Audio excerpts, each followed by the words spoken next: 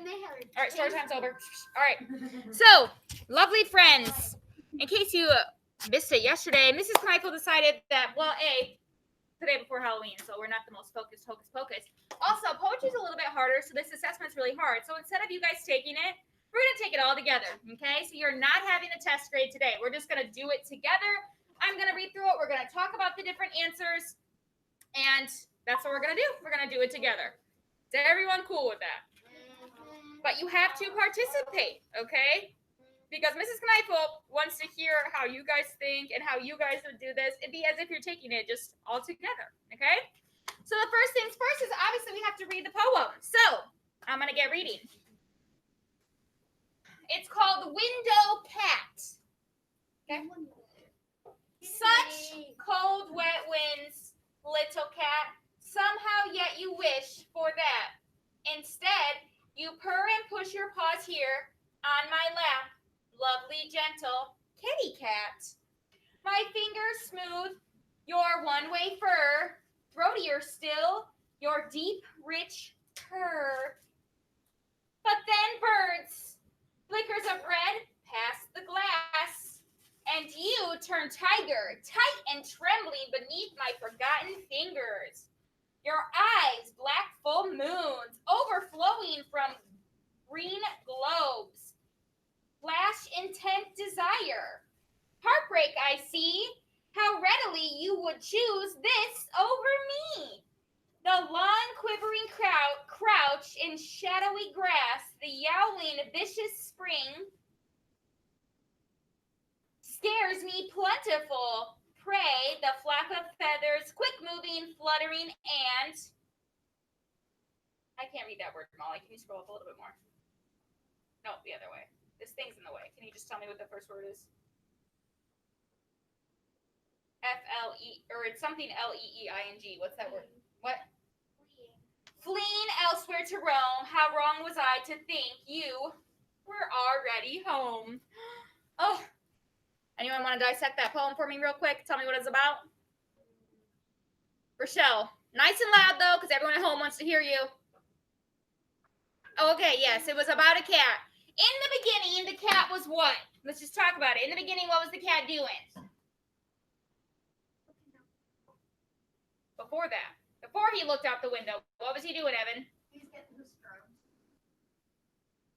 Like petted? Yeah, so the narrator of our story is this, cat's like owner thing.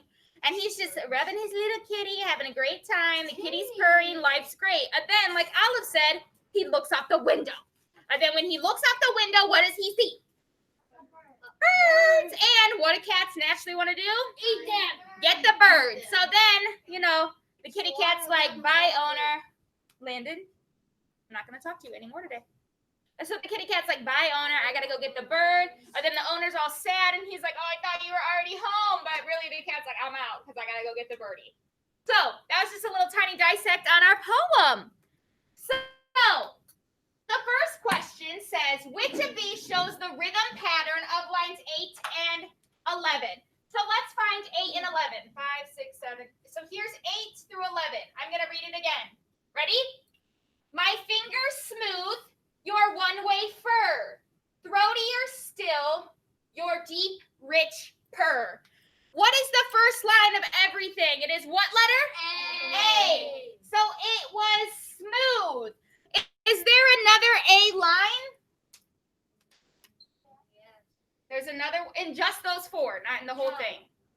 No, there's not another A line. So then we move on to the next line. The next line is naturally B. Is there another B line? Yes. What is the other B line, boys and girls? Bottom. 4, the bottom one. And then the one in the middle is naturally C. So let's see if that matches up with one of our options. I know you may not be able to see it because it's kind of far away. It does. It matches with A. So this little chunk is an A, B, C, B pattern. Are there any questions on this question? I know we did a few of these type of things together. Everyone got this one? Cool. Molly, you can click to the next one. So if you were doing this by yourself, hopefully you would have answered that. Next, let me erase this. All right. Read lines 15 and 13. So I'm going to read those again, okay? And you turn tiger, tight and trembling beneath my forgotten fingers. What do these lines show you about how the sight of the bird affects the cat? So remember, the cat sees the bird, and then what happens? The cat tries to leap out the window. The cat feels very excited and fierce. The cat becomes nervous and afraid. Did the cat become nervous and afraid of the bird? No.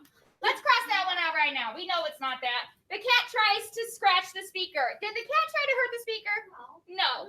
So, what did the cat do? Did they try to just hop right out the window? Or was the cat feeling excited and fierce? Remember, it said it turned to tiger.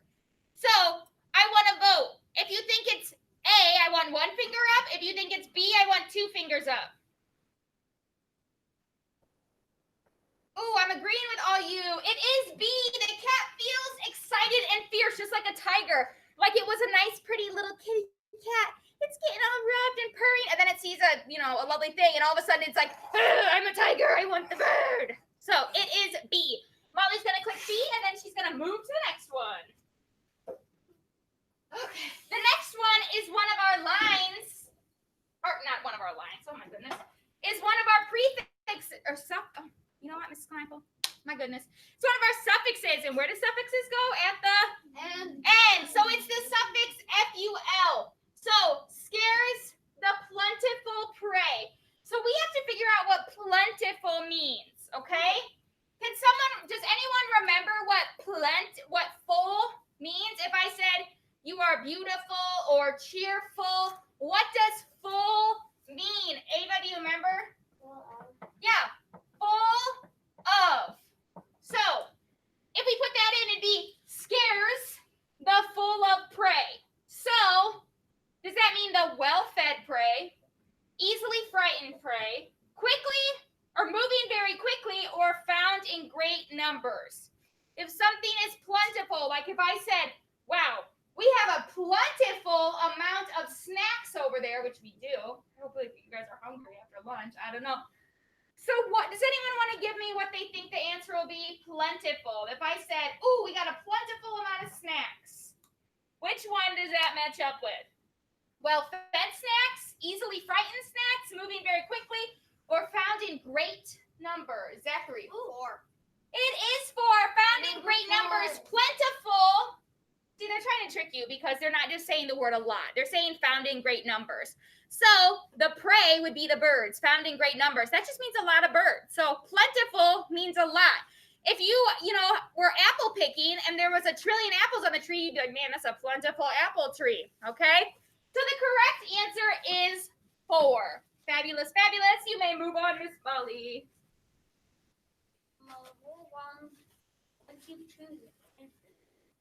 What? Why don't you choose an answer? All right. Next one. Read lines 33 and 35. Well, I'm going to do that right now. Fleeing elsewhere to Rome, how wrong was I to think you were already home? What does the rhyme in these lines help highlight about the cat? So what are we learning about the cat from that little section? Are we learning it runs away forever, given the chance to go outside? Are we learning it enjoys to sit on the lap more than it enjoys exploring the world? World. It would feel happiest and most comfortable if it could stalk its prey. It has spent so much time inside, it could not catch the bird anyway. So I want you to think, did we ever hear about the actual bird going outside to get its prey? No. No, the whole poem, he was still inside. He just was, at the window wanting to get the bird. Cat, you said bird. That's what I meant. I meant the cat. So, which one can we cross out? Which one do we know is not an option? Like, Miss Kneifel, kick that one out. We're going to take that one away. Marissa, you want to give it a try? A. Yeah, we definitely did not hear that it wanted to run away forever. Like that, we didn't hear that, okay? I mean, maybe it does want to. I don't know, but we didn't hear that. Is there another one we want to pick out? Is there another one we want to kick out? Rochelle? All right, I'll read them again. It enjoys sitting on a lap more than exploring the world. It feels happiest and most comfortable if it could stalk its prey. Or it has spent so much time inside it could not catch catch the bird anyways. Which one do we want to kick out? Rochelle? What? Yeah, we don't need B. Because remember, it does enjoy sitting on its owner, but we don't know that that's the only thing it wants to do because it does kind of want to like jump out the window. So all we have left is C and D. So how are we going to decide which one we're going to want to pick? I already know which one. I already have it. Which one do you think it is, Landon? C. I also agree it's C. Yes. But how do we know it's not D? Because Zach. Because it says it has spent so much time that inside that it couldn't catch the bird anyways. He wasn't trying to catch the bird. Right, he wasn't actually trying to catch the bird. So, and like, how do we know if he can catch the bird or not? And it even didn't. Yeah. So we can cross out 4. So that process of elimination, does everyone see how we're using process of elimination today? These are the types of techniques you should be using when you take the quizzes yourself. Okay? You may move on, Molly. This next one is the short answer one, though. Oh, snap, oh, snap, oh, snap. Short answer should be about how long? Short. No, it should, we use what to do short answer, Olive? At least around 5 sentences, we use radar. So the question is, explain how the speaker understanding of the cat changes over the course of the poem. So we already talked about the poem. In the beginning, furry, furry little house cat, great time. By the end, the owner's like, oh snap, he really doesn't want to be here forever, maybe, because he also wants to catch the bird, right? So we got to put that into some words. So explain how the speaker's understanding of the cat changes over the course of the poem. Use details of the poem to support your answer. So, the first thing we have to do is restate our question. So, anyone want to tell me how I might restate this? Marissa, how would I start this? The speaker understands of the cat changes over the course of poem by. The speaker's understanding of the cat changes over the course of the poem.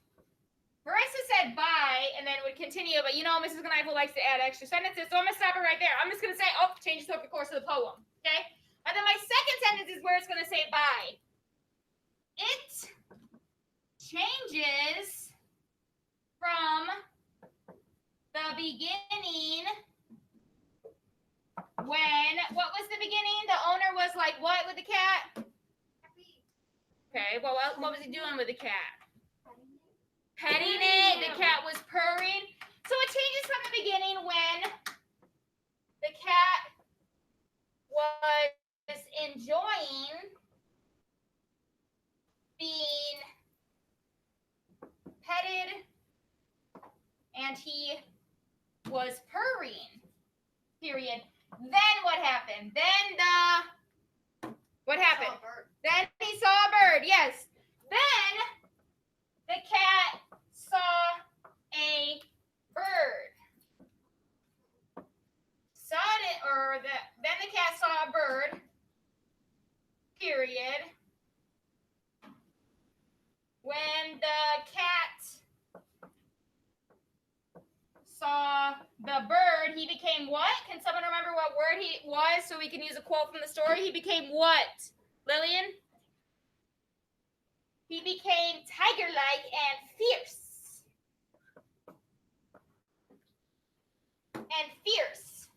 Period. So far. The speaker's understanding of the cat changes over the course of the poem. It changes from the beginning when the cat was enjoying being petted and was purring. Then the cat saw a bird. When the cat saw the bird, oh wait, I forgot to put he became. Oops. Sorry. He became tiger-like and fierce, which led to what with the owner? I need to tell me, so what happened there? This led to the speaker feeling what? What did this lead to, Evan? It made him feel pretty down. This led to the speaker feeling down because he realized what about the cat? Okay, it was tiger-like, but he realized that the cat did kind of want to go outside, right? That he didn't always just want to be in the house. But this led the speaker to feeling down because he realized the cat wasn't totally happy inside. All right. Did we answer the question? Yeah. I told you how it was in the beginning. I told you how it was in the end. I told you what happened in the middle when the cat saw the bird, and I used a quote how he became tiger-like and fierce. But am I done? No. No! I have to add a conclusion sentence. Mrs. Kneifel needs to wrap it up. So how am I going to wrap it up? I'm going to read the whole thing to you while you're thinking of a wrap it up sentence. The speaker's understanding of the cat changes over the course of the poem. It changes from the beginning when the cat was enjoying being petted and he was purring.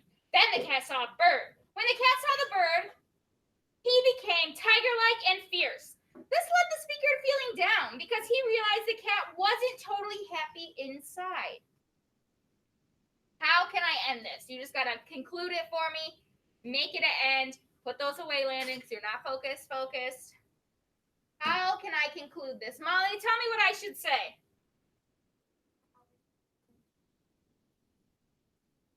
The speaker's feelings or understanding of the cat. This is how, I agree with what you said though. This is how the speaker's understanding of the cat changed over the poem. Wow, does everyone see how long that is? Does everyone see how that took a lot of time? You guys need to take that amount of time when you do this because you guys are putting like 5 words and that's just not enough. I know it's a little bit scrawled out, okay? I know it's a little scrawled and a little messy, but you heard me say it. So this would be a fantabulous answer. If you answered this, I would give you a piece of candy because I'd be so happy. It'd be the best answer of the day, okay? So way to go, peeps. I'm going to erase this and we are going to head to our next question. I think it's question 6, maybe? All our hard work being erased. All right. What is the theme of the poem? Remember, someone explain to me what theme is in general. What is theme? Wait, wasn't Molly supposed to be typing that? No. And I thought we were supposed to be doing this. We are. We just did it up here. No one's getting a grade. I've already said that. We're just doing it together. It goes nowhere. She's just clicking to click.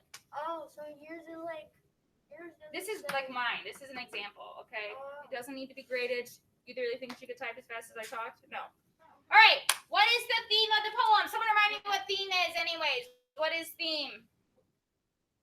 What is theme? We should know. We literally just talked about it last week. Evan, what is theme? Theme is like the a school, so like the story, maybe like picture at a school or something. That would be the setting.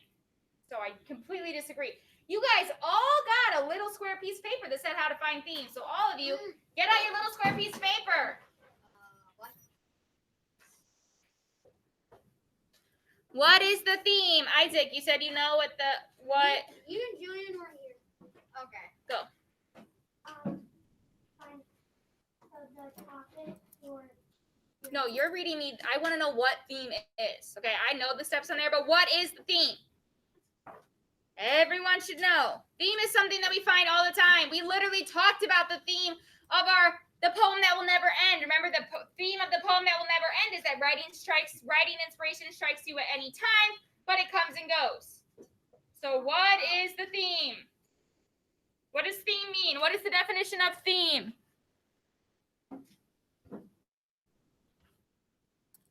It's what the author, I'm really upset that we don't know what theme is. You guys got to get it together. Okay, Zach. So theme is what so the theme is the cat wants to go outside and the owner sees. But no, what is the definition of the theme? I don't want the answer. I want what is the definition of theme? Rochelle. What the author is trying to get across to you.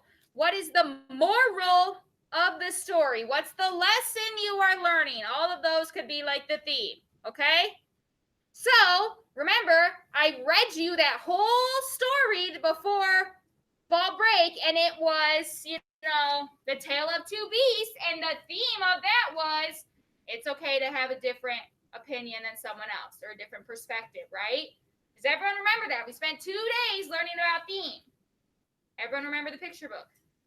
Everyone remember how we found theme? Okay. So, what is the theme? Sometimes people depend too much on their pets for comfort and love. That's Mrs. Knifel's life because I'm loving my pet every day. The world always looks more exciting from the other side of the window. Even the most tame and loving creatures may still be a little bit wild inside. Or a wild animal should be allowed to go outdoors even though there are risks involved. First off, let's cross one out. Let's do process of elimination. Which one do we know it's not? Evan? We know it's not D because was the cat a wild animal? No, it was a cat. I mean, some cats are outside, but it's not like it was a legitimate tiger. And since it was living inside, it probably wasn't wild. So we can cross that one out. That is not what the author is trying to teach us. So it's the author. Why is your mask not on? Put it on. You have not asked for a break. No, I'm standing right next to you. We're not having a mask break right now. So, is the poem sometimes people depend too much on their pets for love and comfort? Was there necessarily a ton of things about loving his cat? No, not really. So we got two. No, you can sit right here because right now I'm trying to teach and you're interrupting me.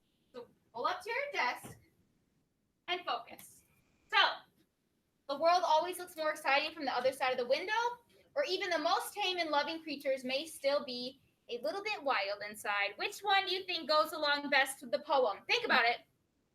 Lovely cat, chilling inside, having a great life, getting petted, purring, having a great time, but then he sees a cat, and then all of a sudden, I'm a tiger again. So what do we think might be a good one, Ava? 2 or 3? I agree. It is C. The overall message that the author is trying to get across from us is, hey, even though this animal is loving, it's an inside cat, it's having a great time, he still has those natural instincts, right?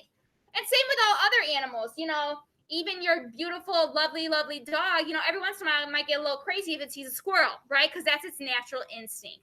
So they're still maybe just a little bit wild. Does everyone understand that?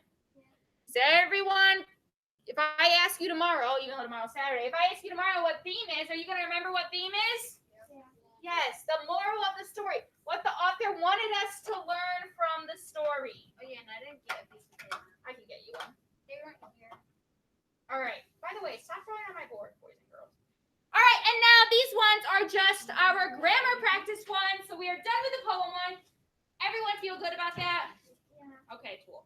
Any questions about the poem part? No? All right, then I'm going to head on to the grammar one. This hopefully will help you because you have a grammar test later today. My mother, the queen. When Mom comes onto the stage, I do not recognize her at first. She's wearing a red and gold robe of a queen, and her eyes flashed with anger. She was no longer the quiet, gentle mother I knew at home. Instead, she powerful and even frightening. I wanted to wave at her from my seat in the front row to snap her out of it. If I did, she might have remembered that she was actually my mom and not a wicked queen. This was her night, though. At the end of the play, she would be my mother again. Meanwhile, I settled into my seat and soon only saw Queen on stage giving orders to her subject. So, nice little rundown. And now we have to decide, what change should we make to sentence 2? I'm going to reread sentence 2 to you. She wearing the red and gold robes of a queen, and her eyes flashed with anger. Do we need to change wearing to wears? Wearing to wore? Change flashed to flashing? Change flash to flash. What do we think? What is our Marissa? B.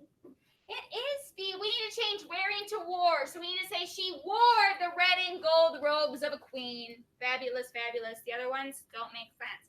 And the best way, I personally feel like we should always be getting these grammar things 100% because all you got to do is put them right into the sentence. Like you could change. She's wearing to wears. No? Okay. Flash to, just read the sentence. And eventually one of them will sound good. Molly, go to the next one.